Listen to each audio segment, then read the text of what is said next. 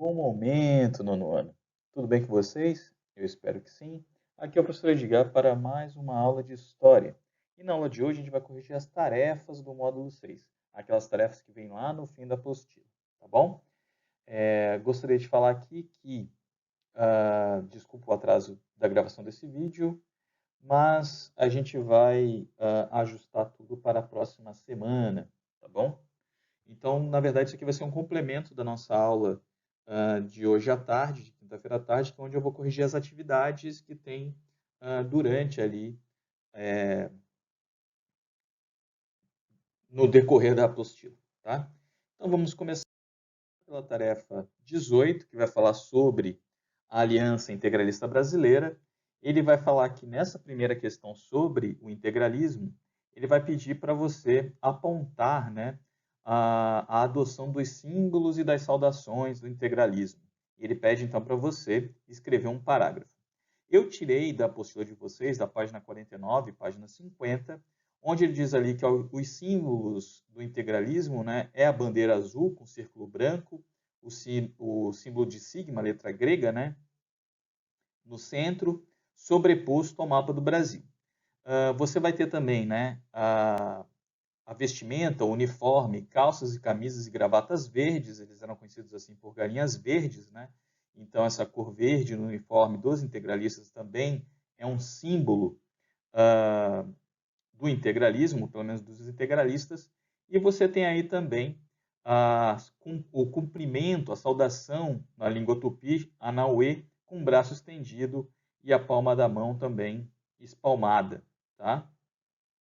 Então você tem esse conjunto aí de símbolos e saudações que representam aí, ou pelo menos dão, digamos assim, são símbolos ou características próprias do integralismo, tá bom?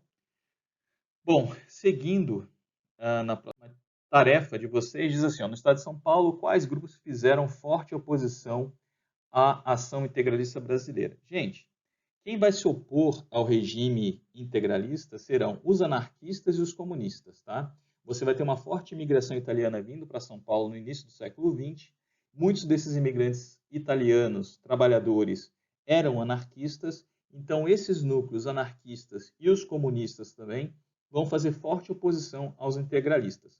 Até porque o integralismo era anticomunista. Então, você tem aí já uma oposição. Se a gente lembrar aí da fase constitucional do período varguista, ali nos anos de 34, 35, você vai ver que é nesse momento que surge o integralismo, baseado muito nas ideias fascistas e nazistas da Europa, e você também tem aí a formação, né, daquele núcleo comunista, ou pelo menos daquele grupo daquele grupo político que vai defender as ideias do social-comunismo aqui no Brasil, tá? Então você tem aí anarquistas e comunistas sendo aí os principais grupos que fazem oposição ao integralismo brasileiro, tá? Bom, a próxima tarefa aí também vai falar sobre integralismo. Vai perguntar o seguinte: como é que era o integralismo lá na região Nordeste? Durante os estudos que a gente fez aí da apostila sobre o integralismo, ele vai falar que em várias regiões o integralismo foi diferente. Você tem um integralismo mais centralizado ali na capital, no Rio, em São Paulo, que tem muito mais características fascistas. Você vai ter um regime integralista no Sul, que muita gente pode confundir achando que eles vão se associar ao nazismo, mas muitos alemães que moravam aqui no sul do Brasil nem sabiam que era Hitler e não tinham associação direta com o nazismo. E no Nordeste, vamos ver como é que era? No Nordeste, o integralismo vai ser um movimento ligado à espiritualidade. Então, ele vai ter a adesão de intelectuais católicos, por exemplo, o cardeal, o padre Helder Câmara, que depois se torna, então, membro da Arquidiocese cearense, né? Então, ele vai se tornar cardeal depois. E aí, o que acontece? Por que o integralismo vai se associar aos católicos? Por causa da base moral, né? Então, os aspectos morais, né, de conservadorismo vai levar os integralistas a se associarem, digamos assim, ao catolicismo, tá?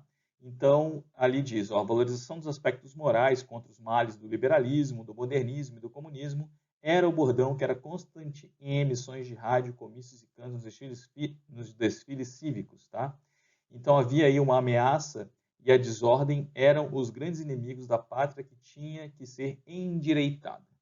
E assim, como ele aponta aqui, Hitler e Mussolini eram praticamente desconhecidos, tá, nos grandes sertões do Brasil. Isso está aí também na apostila de vocês na página 49 e 50.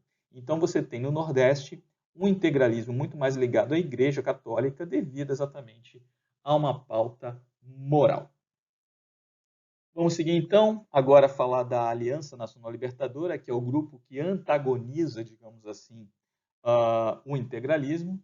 Ele vai então pedir para você caracterizar a composição inicial da Aliança Nacional Libertadora. Pessoal, a criação da Aliança Nacional Libertadora vai se dar a partir de algumas articulações políticas orquestradas por uma facção minoritária do movimento tenentista. E aí, se a gente precisa voltar lá na história, no ano de 1922, quando surge o tenentismo, que é uma fração de oficiais de baixa patente que vão questionar exatamente a política da época, a política dos governadores, a política café com leite. Essa galera vai fazer vários movimentos, vai ter lá a coluna Prestes, e eles vão acabar saindo do Brasil. Eles retornam ao Brasil no ano de 30 para auxiliar na Revolução de 30 e colocar Vargas no poder. Porém, parte desse movimento tenentista, né, uma fração dele, principalmente liderados ali pelo Luiz Carlos Prestes, vai acabar se associando ao comunismo, né? E aí, obviamente, vão fazer oposição tanto a Vargas, como também vão fazer uma oposição aí ao integralismo, tá?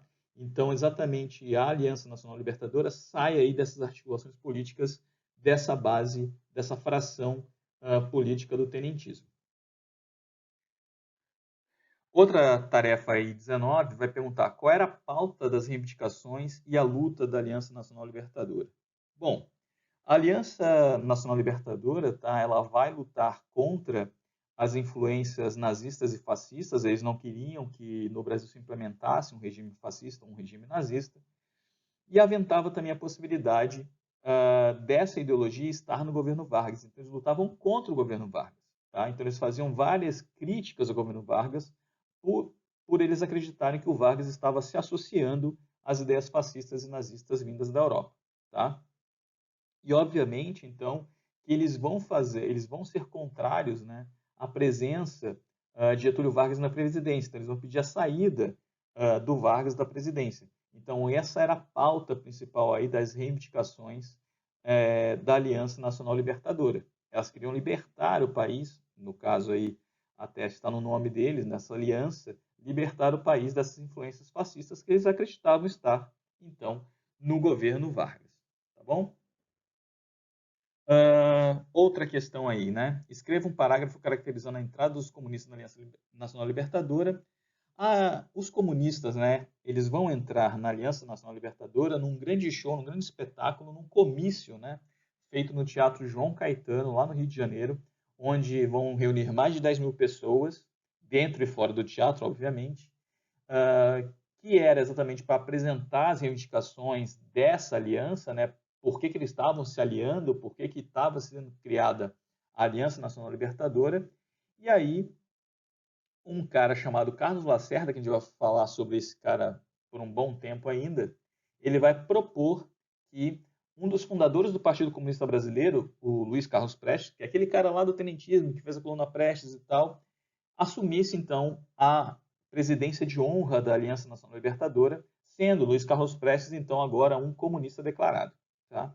Então os comunistas vão entrar na Aliança Nacional Libertadora a partir desse comício aí, ou pelo menos desse evento, grande evento no Teatro João Caetano, onde eles vão alçar o Luiz Carlos Prestes a assumir, né, a presidência de honra da Aliança Nacional Libertadora. A atividade 19, né, vai falar aí também sobre a Olga Benário. Eles pedem para vocês realizarem uma pesquisa. Eu não vou dar as respostas aqui, porque eu espero que vocês realmente pesquisem e saibam quem foi a Olga Benário. Então, ele pede aí para vocês pesquisarem o local de nascimento da Olga, o ingresso dela no Partido Comunista, como é que se deu esse ingresso, como é que foi o relacionamento dela com Luiz Carlos Prestes, ou que tipo de relacionamento que ela tem com Luiz Carlos Prestes, e também por que ela foi presa e para onde ela vai ser deportada. É uma história bastante trágica na história do Brasil. Tem um filme na Netflix, onde vocês podem também assistir a história da Olga Benário. Então, se divirtam também ao pesquisar a vida dessa pessoa aí chamada Olga Benário. E também ele pede na atividade 20, com base na pesquisa de vocês, que vocês redigam um texto, escrevam um texto e finalize aí com a frase: Olga Benário pode ser considerada uma personagem símbolo da sua época, pois. E aí vocês vão justificar por que a Olga Benário pode ser considerada um personagem símbolo aí da sua época, tá bom? Essas eram as tarefas que eu queria corrigir com vocês, que estão lá no final da apostila. Queria lembrar para vocês que as minhas próximas aulas, tá? Elas não serão ligadas diretamente à apostila, mas serão ligadas ao conteúdo. Eu quero que vocês se aprofundem um pouco mais para pensar as ideias, né, que estavam colocadas aí na década de 30. Então, a gente vai falar sobre Gilberto Freire, Caio Prado Júnior e também sobre o Sérgio Buarque de Holanda, que são intelectuais da década de 30 que vão tentar explicar o Brasil. Então, nas minhas próximas aulas, eu vou fazer um pequeno resumo sobre esses pensadores, sobre suas obras, tá? Para a gente depois falar do Brasil na Segunda Guerra Mundial, e aí a gente conclui, então, o segundo bimestre, tá? Ou pelo menos as apostilas aí indicadas do segundo bimestre. Ok, pessoal? Eu acho que por hoje era isso. Muito obrigado pela presença de vocês aqui. Não esqueçam de ler a apostila, realizar as atividades, que a gente hoje à tarde vamos corrigir as atividades no meio lá da apostila. Tá bom, gente? Um grande abraço, eu fico por aqui. Até a próxima semana. Tchau, tchau.